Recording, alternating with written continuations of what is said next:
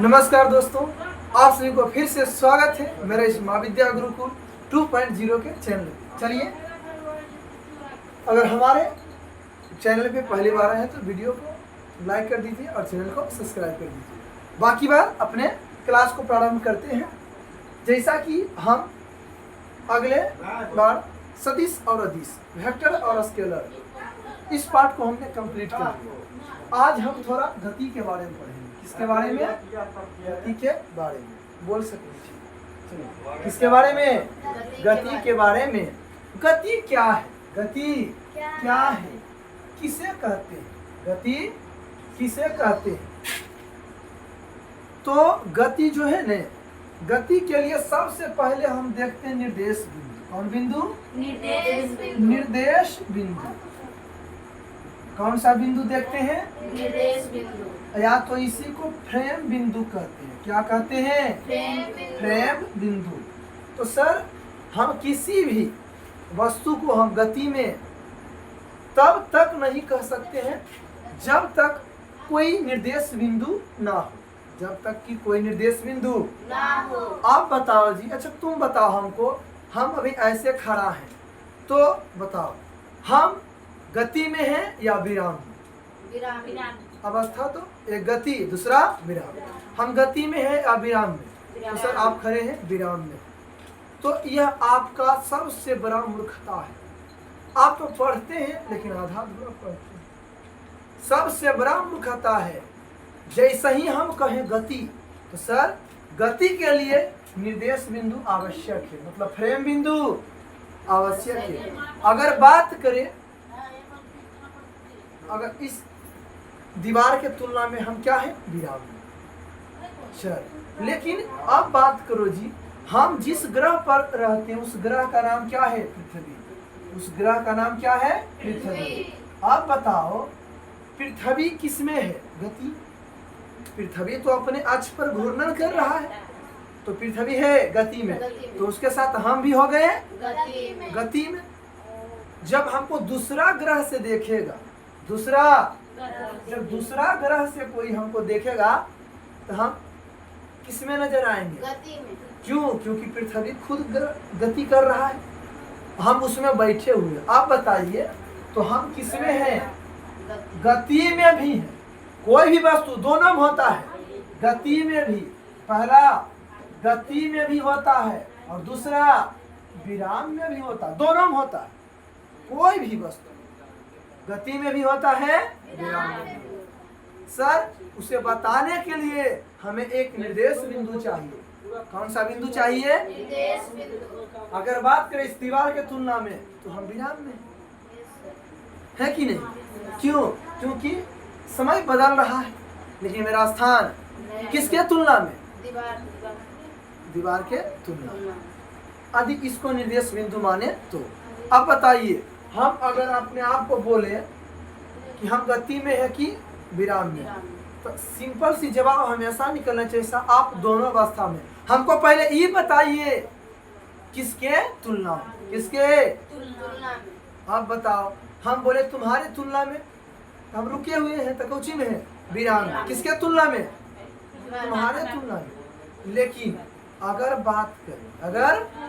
बात करें दूसरा ग्रह से कोई देखेगा, एलियन दूसरा ग्रह से हमको देखेगा, तो हम पृथ्वी ग्रह पर है, पृथ्वी घूर्णन कर रहा, तो हम कोचिंग हो जाएंगे गति में। तो कोई वस्तु सर दोनों में रहता है, गति में भी, विराम में। तो ये बात समझिए। तो सर गति क्या है? तो गति बोलेंगे, यदि कोई वस्तु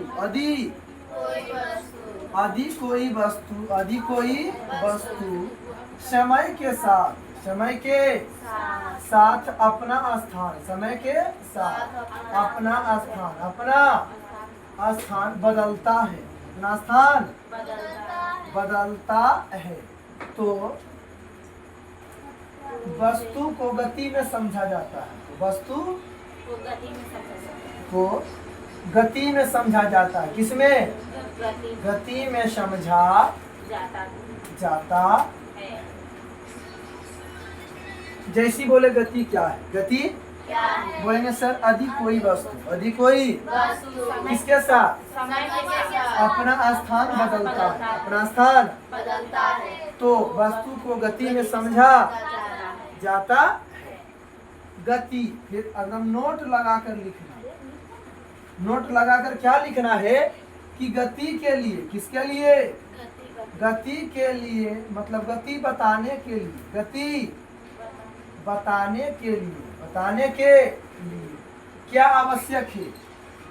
निर्देश बिंदु या तो फ्रेम बिंदु आवश्यक होता। अब बताइए, अगर बोले मान लीजिए एक बस है, एक कोची है, एक बस है इस प्रकार का, इस प्रकार का क्या है जी? एक बस है इस प्रकार, एक क्या क्या है? बस रोड पर जा रहा है, ठीक है। बस रोड पर जा रहा है, यहाँ पर एक तो ड्राइवर है, ड्राइवर भी है जो इसको चला रहा है। यहाँ मान लो यहाँ पर सीट लगा हुआ है यहाँ पर, और इस सीट पर कोई आदमी बैठा हुआ, इस सीट पर कोई आदमी बैठा हुआ, कोई भी एक क्या है? आदमी। अब बताओ कि यह व्यक्ति, ये जो व्यक्ति है, यह जो व्यक्ति है, बस चल रहा है, बस गति कर रहा है, बस चल रहा है, बस क्या हो रहा है? चल रहा है। और उसके अंदर, उसके एक यात्री बैठा हुआ है, एक व्यक्ति बैठा हुआ है। हम पूछे कि बताओ, हम पूछे कि बताओ वह व्यक्ति, वह विराम अवस्था में है कि? तो तुम कहेगा गति चाहे विराम, तो मार के एकदम झपड़ा दे, मूर्खता वाला धंधा नहीं करो। सर गति बताने के लिए क्या आवश्यक है? निर्देश बिंदु। अगर हम बोले कि गाड़ी में बैठे हुए, बस में बैठे हुए जो ड्राइवर है, कौन सी है? ड्राइवर। ड्राइवर के तुलना करें, ड्राइवर से निर्देश बिंदु क्या ले? ड्राइवर। तो क्या हो जाएगा? विराम। यह व्यक्ति कोचिंग हो जाएगा विराम में, क्योंकि ड्राइवर साहब वहीं पर गाड़ी बस को चला रहा है और वो जहाँ के तहाँ वैसी बैठल है, तो कोचिंग हो गया। वह व्यक्ति विराम में, किसके अवस्था में? ड्राइवर के तुलना में। अच्छा, बस के तुलना में, बस के तुलना में भी विराम में। क्यों? क्योंकि मान वैसे हम बस में बैठल है, तो ये बस है, तो बस के तुलना में हम अपना स्थान बदल रहे हैं नहीं, तो हम किस में हो गए? विराम में। लेकिन यही बात पूछ दिया जाए कि बताओ सड़क पर एक क्या है? सड़क पर एक मान लो क्या है? पेड़। सड़क पर एक पेड़ है, उस पेड़ के तुलना में, पेड़ के तो अपना स्थान बदल ले रहा है, समय के साथ अपना स्थान बदल रहा है। तो सर बस के तुलना में विराम में, बस के ड्राइवर के तुलना में विराम में, बस में जो यात्री बैठल है ओकर तुलना में विराम में। लेकिन सड़क पर कोई आदमी है ओकर तुलना में गति में, क्योंकि स्थान बदल रहा है। आज न्यूटन के गति के नियम पढ़ा होगा कि कोई वस्तु अगर गति में, कोई वस्तु तो ओकर साथ हम मानो गाड़ी पर बैठेंगे तो हम भी किस में आ जाएंगे?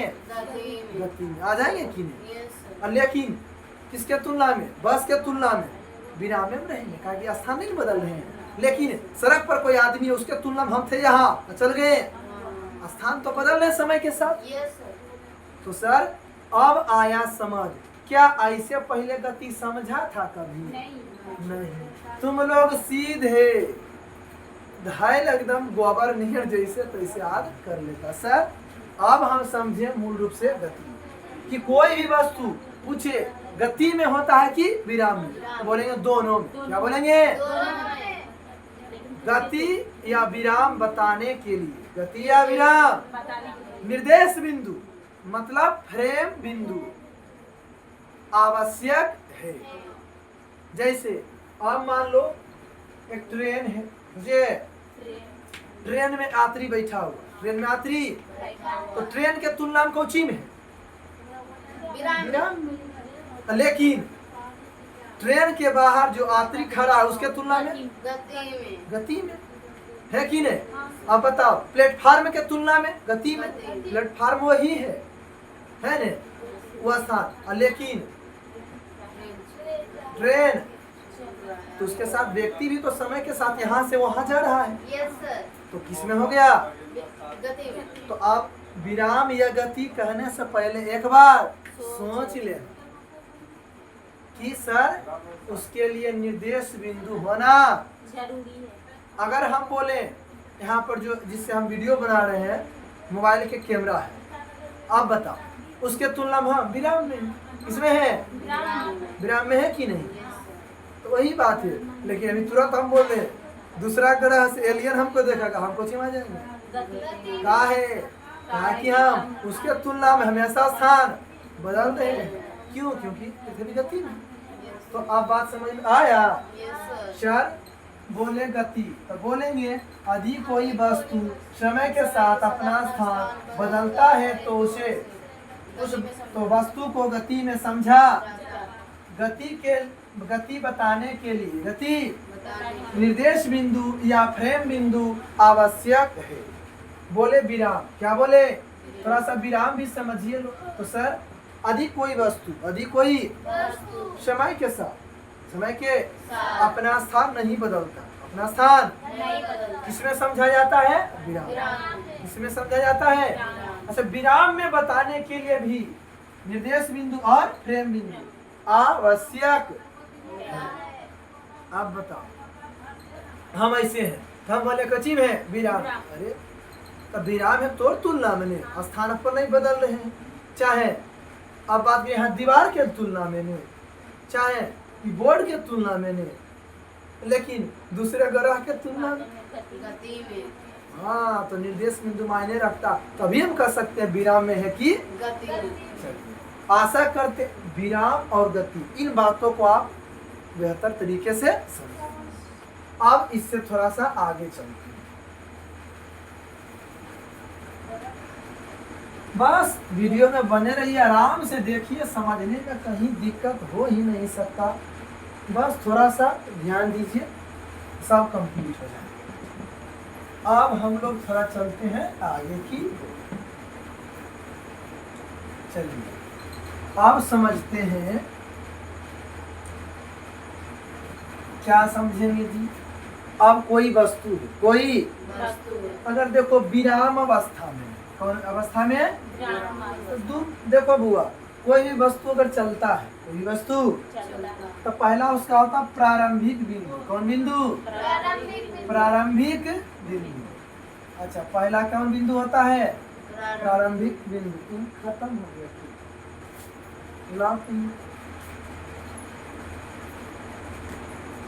अच्छा, कोई भी व्यक्ति चलेगा तो पहले जहां से प्रारंभ करेगा, जहां से चलना शुरू करेगा, वो कौन बिंदु होगा? प्रारंभिक बिंदु। जहां पर रुकेगा वो कौन बिंदु होगा? अंतिम बिंदु। कौन बिंदु? अंतिम बिंदु। अच्छा, तो ध्यान दो, प्रारंभिक बिंदु कौन बिंदु? प्रारंभिक बिंदु जहां से चलना प्रारंभ करता है, पहला प्रारंभिक बिंदु। प्रारंभिक दूसरा क्या है बुआ? अंतिम बिंदु। दूसरा अंतिम बिंदु। सर जहां से चलना प्रारंभ, जहां से कोई वस्तु, जहां से कोई चलना प्रारंभ करता है उसे क्या कहते हैं? प्रारंभिक बिंदु। जहां पर कोई वस्तु रुकता है उसे क्या बिंदु, कौन बिंदु कहते हैं? ये तो क्लियर है। जहां से चलना शुरू करेगा प्रारंभिक बिंदु। आप बताओ, जहां रुकेगा अंतिम बिंदु। अच्छा, लेकिन एक बात तुमको समझना पड़ेगा कि कोई भी वस्तु अगर विरामा अवस्था, कौन अवस्था से? विरामावस्था से, विरामावस्था से चले, विरामावस्था से चले, तो तुमको ध्यान दो, प्रारंभिक बिंदु से देखो, विरामावस्था से में किसे चले? प्रारंभिक वेग। प्रारंभिक वेग एक होता है प्रारंभिक वेग, एक होता है अंतिम वेग। अब बताओ बुआ, विरामावस्था से चलना, विरामावस्था से, विरामावस्था मतलब रुकल था, तो जब रुके तो उसको कहते हैं बउआ प्रारंभिक वेग। कौन वेग कहते हैं? प्रारंभिक विरामावस्था से चलता है बउआ, तब प्रारंभिक वेग। प्रारंभिक वेग मतलब प्रारंभ में, शुरू में। विराम से चल रहा तो प्रारंभिक वेग को यू से सूचित करते हैं। और प्रारंभिक वेग क्या होता है? 0। प्रारंभिक वेग कब होता, क्या होता है? 0। अच्छा, कब? जब वस्तु विराम में विरामावस्था से चलता है। विरामावस्था से है तो प्रारंभिक वेग 0 मतलब यू क्या हो जाएगा बुआ? 0। अच्छा, यदि वस्तु रुका हुआ हो, यदि, ध्यान रखिएगा, ये पहला पॉइंट। दूसरा पॉइंट, यदि वस्तु, यदि रुका है, रुका हुआ रहे, वस्तु रुका हुआ रहे, रुका हुआ रहे तो, रुका हुआ रहे तो अंतिम वेग। कौन वेग? अंतिम वेग। अंतिम वेग को किससे? भी से। अंतिम वेग को, अंतिम वेग क्या होता है? 0। अंतिम वेग क्या होगा? पहले बातों को समझिए सर। पहला है प्रारंभिक वेग, पहला। प्रारंभिक वेग, दूसरा अंतिम वेग। प्रारंभिक वेग सर यदि वस्तु विरामावस्था से चले, मतलब रुकल रहे ओकर बाद चले, तब प्रारंभिक वेग यू क्या हो जाएगा? 0। 0 से ही चलेगा। अच्छा बताओ, यदि वस्तु रुका हुआ है, यदि वस्तु रुका हुआ, मानो वस्तु चल रहा था तो गति में था लेकिन रुक गया, तो अंतिम वेग क्या है? 0। अब तो रुक न गया, जिसमें कुछ वेग है नहीं, तो क्या? 0। सर समझ गए। विरामावस्था से चले तो प्रारंभिक वेग u बराबर 0। यदि वस्तु रुका रहे, यदि वस्तु रुका हुआ रहे तो अंतिम वेग भी क्या हो जाता है? 0। लेकिन सर वेग कहते किसे? ये नहीं सर, प्रारंभिक वेग पढ़ रहे हैं, अंतिम वेग पढ़ रहे हैं। वेग क्या है? वेग तो देखो थोड़ा सा समझो। वेग क्या समझना है? देखो बुआ, वेग कहता है निश्चित दिशा में, निश्चित देखो एक वेग के लिए निश्चित दिशा। पहले तुम हमको बताओ थोड़ा दूरी, पहला बताओ दूरी, तुम पढ़ा बताओ दूरी। तो तुमको हम बताए थे कि जैसे कि दूरी का मतलब हुआ किसी भी व्यक्ति द्वारा, किसी भी तय की गई कुल लंबाई, तय की गई। अब पहला दूरी समझना है और उसके बाद कुछ समझना है वेग। दूरी समझना है, उसके बाद क्या समझना है? सर दूरी तब बोलेंगे वस्तु द्वारा, वस्तु द्वारा तय की गई कुल मार्ग की लंबाई, कुल मार्ग की लंबाई, मार्ग की लंबाई को, मार्ग की दूरी का क्या कहते हैं? दूरी। मान लीजिए यहाँ पर आपका घर है, यहाँ पर आपका क्या है? और यहाँ पर एक बहुत बढ़िया सा क्या है? विद्यालय। क्या है? हाँ, मान लीजिए यहाँ पर आपका क्या है जी? विद्यालय। यहाँ पर क्या है? विद्यालय। इस विद्यालय में बहुत सारे स्टूडेंट रहता है। एक क्या है आपका? विद्यालय। मान लीजिए इस पर सब बच्चा बैठा हुआ है।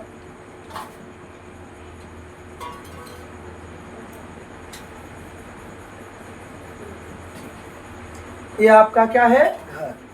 और यहाँ पर क्या है? विद्यालय। आप निकलते हैं घर से, कहाँ से? घर से। इस प्रकार से एकदम कैंचिया मोड़ है। कौन मोड़? ऐसे इस प्रकार से है। तो जब यहाँ से यहाँ, यहाँ से यहाँ, यहाँ से यहाँ ये जाते हैं तो ये जो आप पूरा तय की गई कुल मार्ग, तय की गई। तो जब आप मान लीजिए यहाँ घर से चलेंगे तो कुल मार्ग इससे चलेंगे, इससे जो पूरा मार्ग आप तय कर रहे हैं, ये क्या है? दूरी। ये क्या है? दूरी।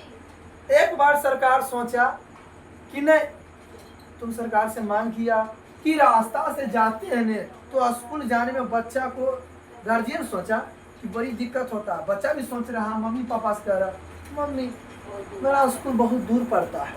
कारण कारण क्योंकि दूर वास्तव में है नहीं, लेकिन क्या करें, आने जाने का रास्ता टेढ़ा मेढ़ा, आने जाने का रास्ता।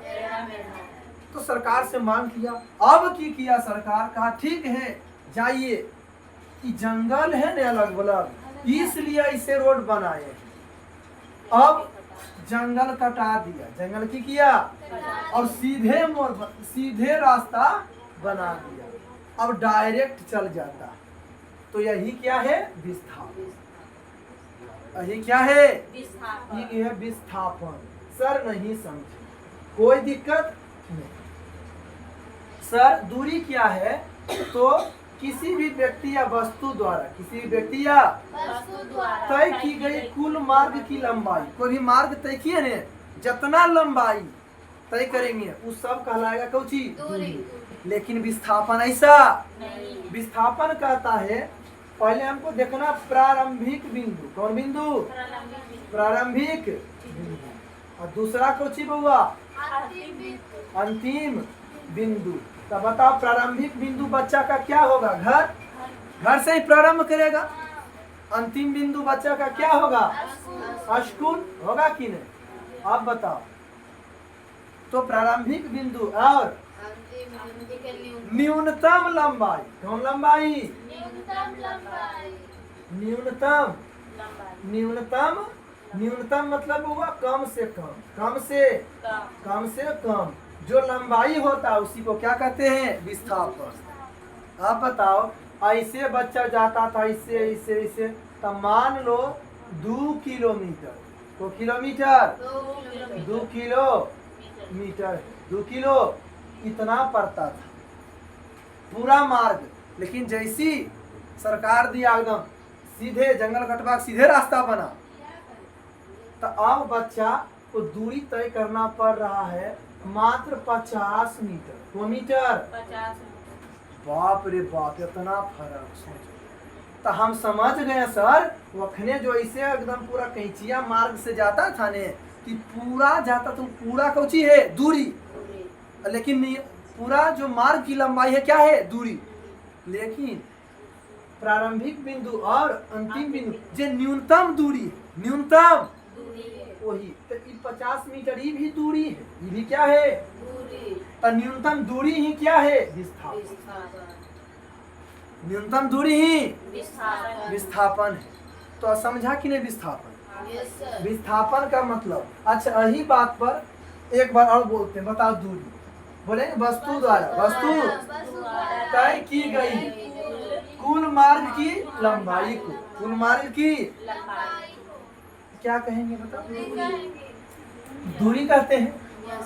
अब बोले विस्थापन, बोले, अब बोलेंगे देखिए प्रारंभिक बिंदु, कौन बिंदु, और अंतिम बिंदु के बीच के न्यूनतम दूरी को, बीच के प्रारंभिक बिंदु और अंतिम बिंदु के बीच के न्यूनतम दूरी को, कौन दूरी को, न्यूनतम दूरी को, न्यूनतम दूरी को विस्थापन करते, क्या कहते हैं, विस्थापन कहते, क्या कहते हैं, विस्थापन कहते हैं। कोई दिक्कत, दूरी ही क्या है, विस्थापन। लेकिन एकदम न्यूनतम दूरी, एकदम शॉर्ट रास्ता। मानो कहीं तुम जा रहा, पूरा ऐसे ऐसे घूम घूम के वैसा रास्ता बना कि सीधे तुरंत पहुंच जाता, एकदम कहते अरे तो ऐसे के नहीं, तोरा 1 घंटा हम एकदम बीच फाड़ एकदम शॉर्ट चल गई, तका ये कौची है, विस्थापन। ये कौची है, अजय पूरा घूम घूम के गया वो दूरी है ने, अजय एकदम सीधे चल गया। आप बता, तू कहना कि सरकार रोड बनावे चाहे नहीं, एगो बच्चा ऐसा है कि पूरा रोड धैले जाता स्कूल, तो पूरा कौची तय कर रहा है, दूरी। लेकिन एक बच्चा की करता है, लिया टांग लिया बैग, खेते एकदम बीच खेते एकदम पूरा मकई धान गेहूं सब गांज ले जा रहा। तू दूरी तय करेगा, वो दूरी क्या होगा, विस्थापन। और कहेगा हम जल्दी पहुंच गए हैं। अरे चटा, तुम कितना ढांगा है कि तो विस्थापन। अच्छा, वही बात पर थोड़ा सा एक बात हम बता देते हैं। एक क्वेश्चन देंगे, एकदम समझ में आ जाएगा, दूरी और विस्थापन। उसके बाद हम समझेंगे क्या, वेग। उसके बाद वेग समझेंगे। देखिए, वेग समझने की दूरी और विस्थापन समझना पड़ेगा। अच्छा, चलिए अब ध्यान दीजिए। अगर हम बात करें, मान लीजिए यहाँ पर एक बिंदु क्या है बुआ, ए। एक बिंदु क्या है, ए, और दूसरा यहाँ पर बिंदु क्या है, बी। ये दोनों के बीच 300 मीटर 300 मीटर लंबा है, 300 मीटर। यहाँ पर एक बिंदु है सी, यहाँ से यहाँ की दूरी है 100 मीटर। कितना है, 100 मीटर। और यहाँ से यहाँ तक की दूरी, यहाँ से यहाँ तक की दूरी है 150 मीटर। यहाँ से यहाँ तक की दूरी कितना है, 50। जो 100 150 50 300 पूरा पूरा।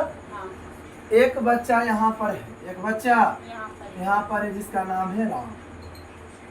ठीक है, यह बताओ, नहीं तो यहाँ पर मान लेते हैं आर नाम का एक क्या है, राम नाम का आर मान लिए। यह पहले बताओ जाता है, ये मान लो ए बिंदु है ना बुआ, ए बिंदु, ए से बिंदु, ए से और बिंदु, ए से बिंदु, ए से बोलेंगे बिंदु ए से बिंदु, बिंदु बी, बिंदु बी तक जाता है, बी तक जाता है। बिंदु ए से बिंदु बी तक जाता है। तो दूरी बताओ, दूरी कितना गया, तो सर दूरी कितना हो गया पूरा 300। दूरी कितना हो गया, अब विस्थापन कितना होगा, विस्थापन सर न्यूनतम दूरी, न्यूनतम तो सीधा रहने हैं तो वही होगा न्यूनतम दूरी, जितना कुल दूरी तो हो जाएगा 300। सर दूरी और विस्थापन बराबर हो सकता है कि नहीं, हो सकता है। दूरी और विस्थापन बराबर हो सकता है कि नहीं। मानो राह सीधा है, राह आप बता बुआ, जहाँ यहाँ एक ए बिंदु से गया दूसरा बिंदु तक रुक गया और राह सीधा, तो जितना ही दूरी उतना है। आप ध्यान देना।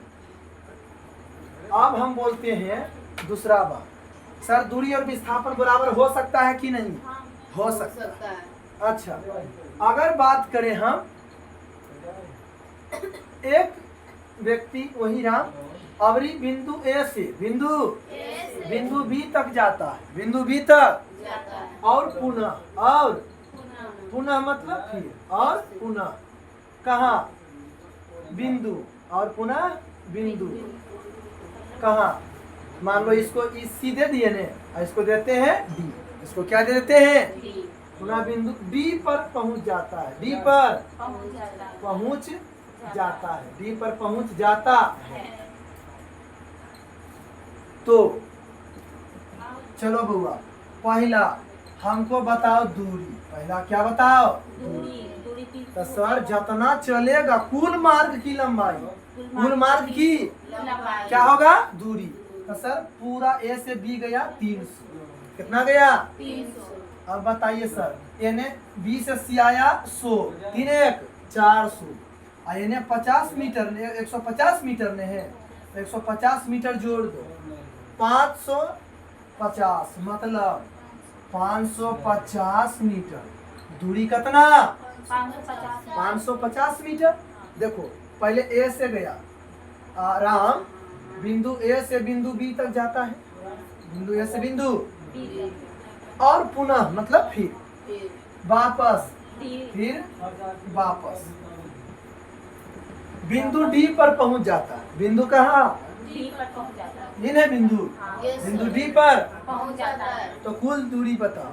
तो सर दूरी हम जानते हो तय की गई, तय मार्ग की कुल लंबाई को दूरी कहते हैं। तो दूरी पहले कितना लंबा तय किया 300, और फिर एने 100 और एने 150, यहाँ है।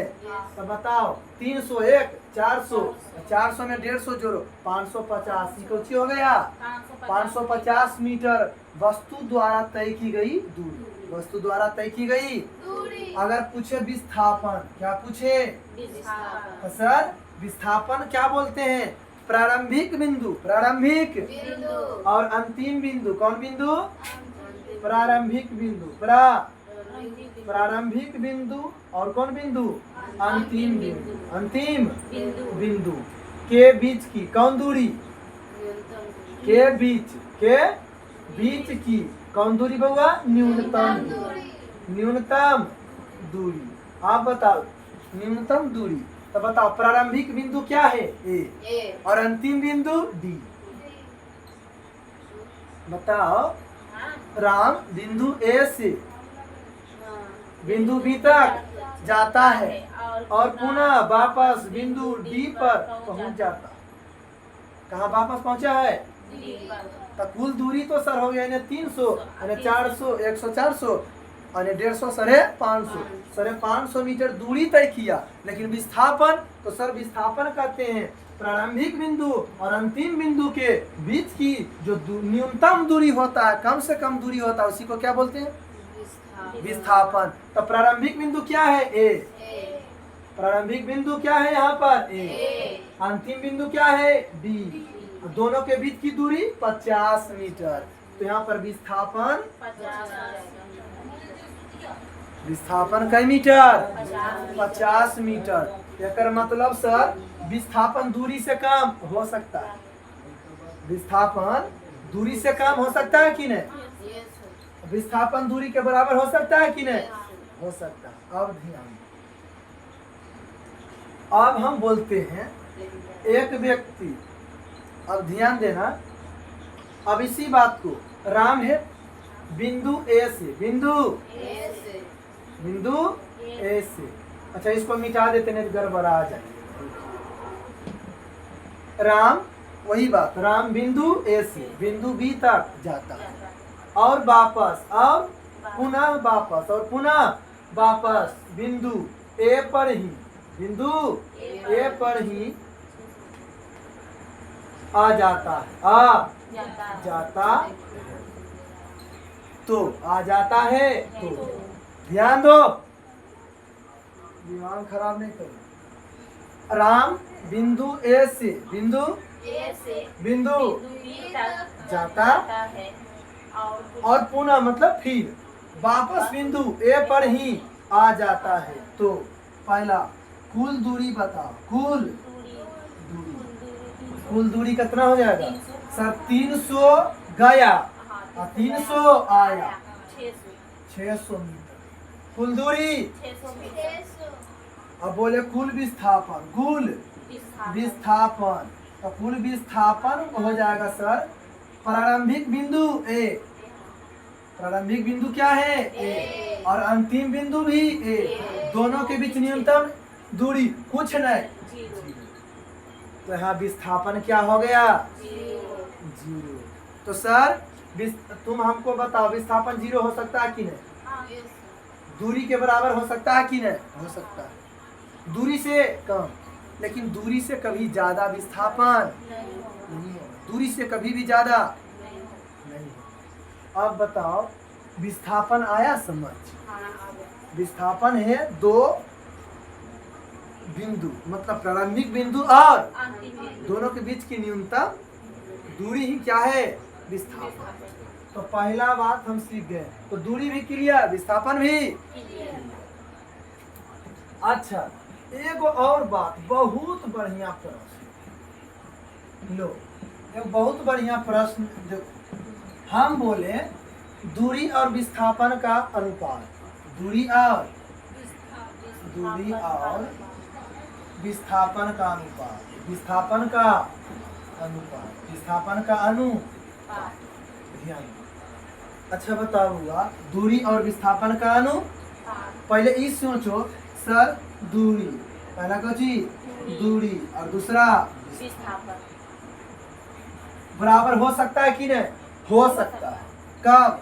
जब सीधा जाएगा बिंदु ए से बिंदु बी तक, मान 100 मीटर है, ए से बी तक गया तो दूरी भी 100, विस्थापन भी हो गया नहीं? तो दोनों बराबर हो सकता है कि नहीं? तो कहेंगे सर ई सही है, हो सकता है। आप बताओ बी में हम बोले दूरी, दूरी से कम, दूरी से कम। कम विस्थापन हो सकता है कि नहीं? यस सर, हो सकता है।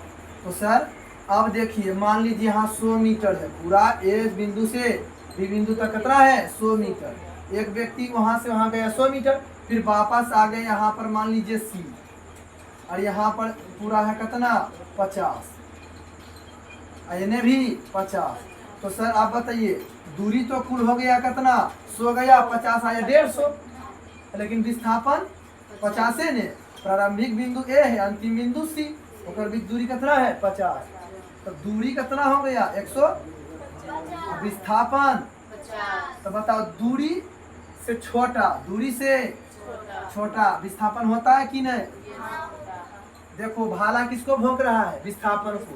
कहा कि विस्थापन कम है और दूरी, ज्यादा। तो दूरी ज्यादा हो सकता है, विस्थापन कम। कम।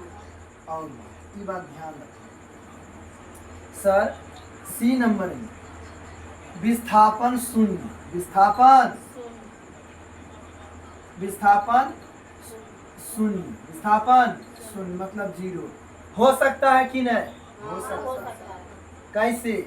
कोई भी व्यक्ति मान लो ए बिंदु से बी बिंदु तक गया और फिर वापस वहीं पर आ गया, वहीं पर आ गया। बताओ आया और गया, तो पूरा दूरी वो तो बढ़ जाएगा, जुट जाएगा, लेकिन विस्थापन, अरे प्रारंभिक बिंदु भी ए है और अंतिम बिंदु आकर रुका यहीं, तो दोनों बीच कोई दूरी है नहीं, तो विस्थापन को चीज 0, विस्थापन 0 हो सकता है कि नहीं? यस। लेकिन हम बोले डी नंबर में ऑप्शन दी, डी नंबर में ऑप्शन दे, और हम बोले क्या कि विस्थापन हो जी, विस्थापन विस्थापन बड़ा होगा, ज्यादा होगा, विस्थापन ज्यादा हो। और दूरी कम होगा। एक मतलब समझ रहा है? भाला किसको भोंक रहा है? दूरी एक मतलब दूरी कम है और विस्थापन, ज्यादा। ये सही है कि नहीं? गलत। ये क्या है? गलत। तुम बताओ, हम यहाँ पर दो बिंदु ले लिए, ए बिंदु और दूसरा बी बिंदु। अब बताओ बउआ, पहला मान लो यहाँ से यहाँ 100 है, तो बताओ ए से बी तक गया तो दूरी कितना 100, अब विस्थापन भी 100, कि दोनों के न्यूनतम दूरी भी 100 है, तो विस्थापन भी 100, दोनों बराबर तो हो सकता है। सर मान लीजिए यहाँ पर आ गया, यहाँ पर आ गया बिंदु सी है, तो यहाँ 50 है, तो यानी 50, तो दूरी तो कितना हो गया 100 आया 50, दूरी हो गया 150, लेकिन विस्थापन कितना हुआ 50, तो देखो दूरी ज्यादा हो सकता है, विस्थापन कम, दूरी ज्यादा हो सकता है, दूरी ज्यादा और विस्थापन दूरी से कम हो सकता है कि नहीं? हो सकता है, लेकिन कभी भी, लेकिन विस्थापन ज्यादा होगा, ज्यादा बराबर हो सकता है, ज्यादा हाँ 0 हो सकता है कि नहीं? इसका मतलब हम ये बात समझ आया कि नहीं? परीक्षा में आएगा, लोग दूरी और विस्थापन का अनुपाती बात तो समझने हैं, परीक्षा में आएगा इनमें से कौन सही है, इनमें से कौन सही है, कौन सही है।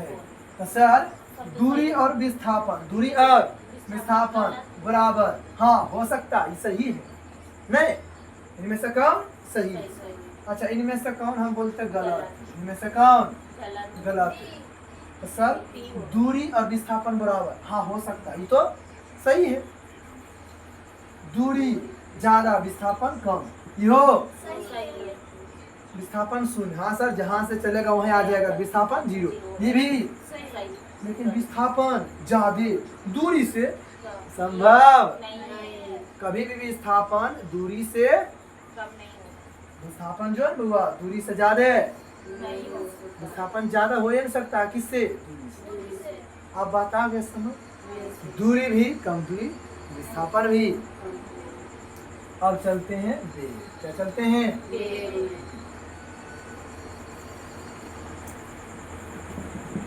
वेग क्या है?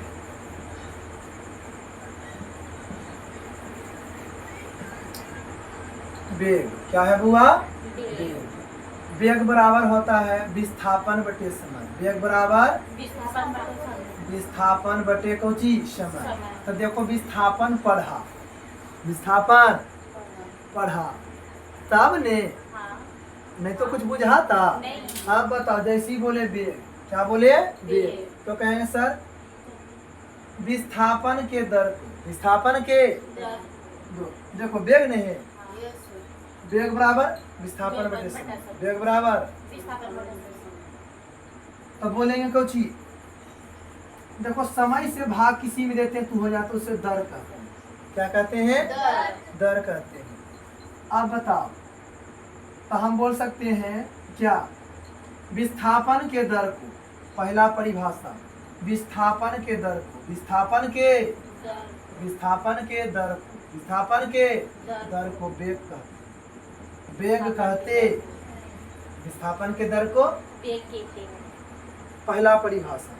अब दूसरा परिभाषा, सर समय मतलब एक सेकेंड, एक सेकेंड मतलब इकाई समय, एक सेकेंड मतलब इकाई समय, सर इकाई समय, कौन समय? इकाई समय, इकाई समय में, इकाई समय में तय की गई विस्थापन को, तय की गई विस्थापन विस्थापन को, विस्थापन को, विस्थापन को वेग कहते, अब वेग कहते हैं। बात है समय। अब देखो बुआ, वेग हमको निकालना है, वेग हमको, एगो गाड़ी है जो कि एक सेकेंड में, को सेकेंड में एक सेकेंड में 20 मीटर चल जाता है, 20 मीटर, चल जाता है। 20 में 2 भागा 1 से 20 आएगा। तो बताओ गाड़ी का वेग, गाड़ी का वेग 20 मीटर प्रति सेकेंड आया समझ में? यस 20 मीटर प्रति सेकेंड सेकेंड। क्या है? गाड़ी का वेग। चाल चालना है, वेग। देखो बुआ, अगर चाल कहे, देखो थोड़ा सा, अच्छा चाल, चाल बोल देता है तुम, देखो चाल बराबर होता है दूरी बटे समय, चाल बराबर दूरी बटे समय समय। तो बोलेंगे जैसी बोले ना चाल, क्या बोले? चाल। चाल। तो देखो चाल इस समय से ना भाग हुआ, तो बोले दूरी के दर को, दूरी के दर को चाल का, दूरी के दर को। चाल कहते हैं। देखो बुआ, समय से भाग देना दर कहलाता है, क्या कहलाता है? दर तो देखो एकदम ऐसे बताएंगे ने कि लगेगा हलवा है, कुछ है हलवा हलवा है एकदम। आप बताओ, जैसी बोले वेग, सर समय से किसी भी संख्या भाग देते हैं तो उसको क्या कहते हैं? दर। दर तो समय के विस्थापन के दर को, विस्थापन के दर को वेग कहते हैं।